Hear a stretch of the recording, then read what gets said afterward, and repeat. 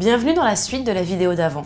On a évoqué plusieurs moyens de contraception, mais comme on voulait pas faire une vidéo de 2 heures et qu'il en manquait plein, on s'est dit qu'on ferait une deuxième vidéo, t'as vu? La stérilisation masculine, c'est ce qu'on appelle une vasectomie. Ce n'est pas ce que tu as envie de faire à ton ex quand il t'a beaucoup trop manqué de respect.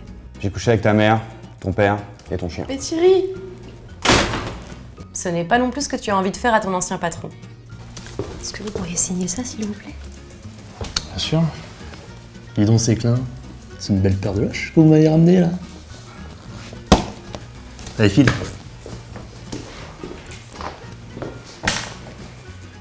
Ça consiste à couper et bloquer les canaux qui transportent les spermatozoïdes à partir des testicules.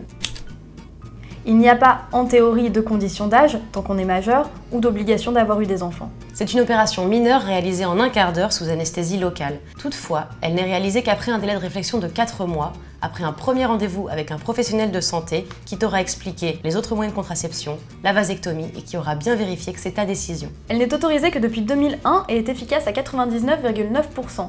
Toutefois, pendant 3 mois, il reste des spermatozoïdes actifs, donc il faut utiliser un autre moyen de contraception pendant ce temps-là.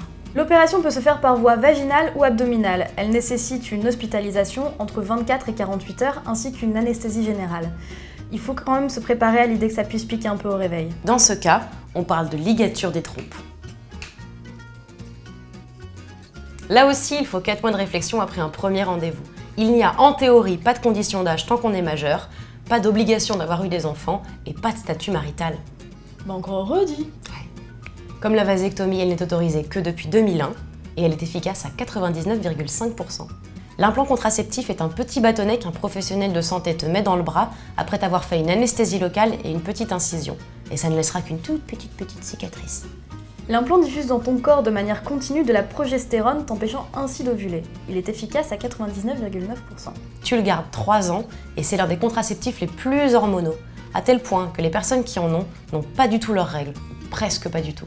L'anneau vaginal a la forme Je te le donne en 1000. d'un anneau que tu places Je te le donne en 1000. dans ton vagin. Il est en plastique poreux et va diffuser des hormones dans ton corps. Tu dois l'insérer au fond de ton vagin. Peu importe sa position, l'idée c'est qu'il reste en place. Tu le gardes en toi 3 semaines et tu le retires la 4e.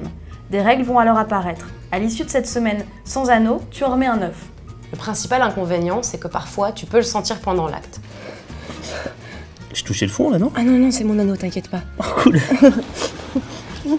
Rien de grave et puis ça fait même pas mal, mais c'est important de le savoir parce qu'il y a des gens que ça dérange. Reviens Thierry! Thierry, c'était mon anneau! Il est efficace à 99,7%. La cape cervicale est une protection en latex ou en silicone que tu places dans ton vagin au contact du col de l'utérus et qui va empêcher le passage des spermatozoïdes. Tu peux la mettre jusqu'à 2 heures avant le coït ou au moment M, puis tu dois la laisser en toi pendant 8 heures. Ensuite, elle est réutilisable pendant 2 ans, tant que tu la laves avec de l'eau et du savon. En revanche, il faut l'utiliser en association avec des spermicides et il faut faire gaffe à bien la mettre, ce qui est à peu près aussi compliqué que Joe au Mikado pendant que quelqu'un te secoue les bras. Tu peux t'en procurer sur ordonnance dans une pharmacie et elle est efficace à 91%. C'est à peu près le même principe que la cape cervicale. Tout comme son cousin, Pas ton cousin, hein, celui du diaphragme. le diaphragme doit s'utiliser avec des spermicides et être changé tous les 2 ans. Il est efficace à 94%.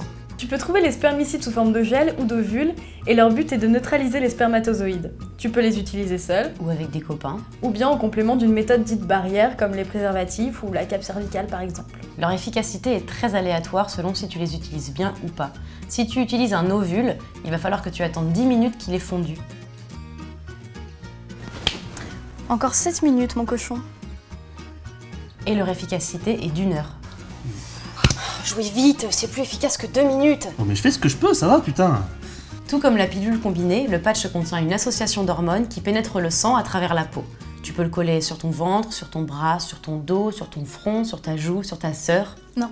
Ah non. Il est efficace 1 semaine. Si tu choisis cette option, tu dois en mettre un nouveau toutes les semaines, 3 semaines sur 4. Son efficacité est de 99,7%. S'il se décolle, ça peut arriver, ou tu le recolles dans les 24 heures, ou tu en mets un nouveau si tu l'as perdu. C'est un progestatif de synthèse qu'un professionnel de santé t'insère dans le corps par piqûre tous les 3 mois. Son efficacité est de 99,7%. L'inconvénient, c'est qu'il a les mêmes effets secondaires que l'implant, sauf que là, tu peux pas du tout le retirer et t'es obligé d'attendre la fin des 12 semaines d'effets contraceptifs. Si on te refuse cette solution, ne t'en fais pas. Il est déconseillé aux adolescentes et aux jeunes adultes parce que c'est pas forcément bon pour leurs os. Tu peux le trouver sur ordonnance en pharmacie. C'est quand le détenteur du pénis se retire du vagin de sa partenaire avant l'éjaculation afin que les spermatozoïdes finissent dans sa bouche, dans ses yeux, dans ses cheveux, dans le jardin, dans le micro-ondes, dans la poubelle, enfin bref, n'importe où, sauf dans la schneck. Autant dire qu'il faut vraiment faire confiance à son partenaire qui doit lui-même avoir une excellente connaissance de ses symptômes prééjaculatoires. Car il y a 22% d'échecs au retrait. Parce que le liquide préséminal contient également des spermatozoïdes et qu'on a tendance à l'oublier, parce que l'éjaculation n'est pas maîtrisée ou parce qu'on ne sent pas partir quelques gouttes de sperme. Cette méthode est d'ailleurs tellement aléatoire que l'une des deux personnes que tu regardes actuellement en est le fruit. L'abstinence périodique, c'est le fait de s'abstenir d'avoir des relations sexuelles pendant la période dite fécondante. Pour la deviner, il existe plusieurs méthodes. Ne pas avoir de rapport sexuel pendant, avant ou après l'ovulation. Le gros problème, c'est que l'ovulation est très aléatoire. Évidemment que tu pourras taper dans le fond ce soir. J'ai hâte. Attends. Je suis désolée. Non, ça va pas être possible ce soir. Allez, bisous!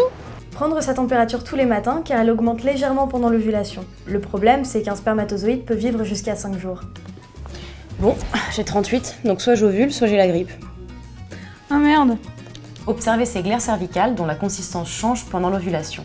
Mais la consistance change aussi avec le désir sexuel, avec le sperme et avec les petits aléas qui peuvent arriver à notre vaginaux. C'est parfait, c'est bien.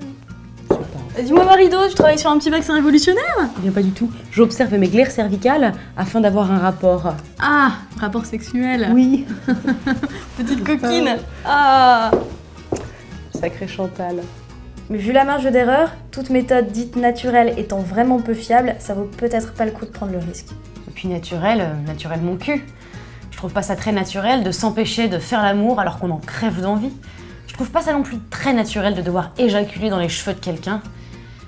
Fleurs, c'est naturel. Un buisson, c'est naturel. Des poils, c'est naturel. La nature, c'est naturel. Un laboratoire américain a récemment réussi une expérience de contraceptif injectable masculin. 3 babouins ont été testés et ils n'ont mis aucune femelle enceinte pendant 6 mois. Des études vont être menées sur des êtres humains dès l'année prochaine. On espère voir cette petite merveille en 2017. La roue tourne les gars. La roue tourne. Les études faites sur la pilule pour hommes représentent un regain d'intérêt pour bon nombre de laboratoires. Et la plupart des garçons sont prêts à partager cette lourde tâche qu'est la contraception. Du coup, d'ici 5 ans, si ça se trouve, Kev Adams fera de la pub pour la pilule pour hommes, pendant que nous, on dansera le jerk sur de la musique pop.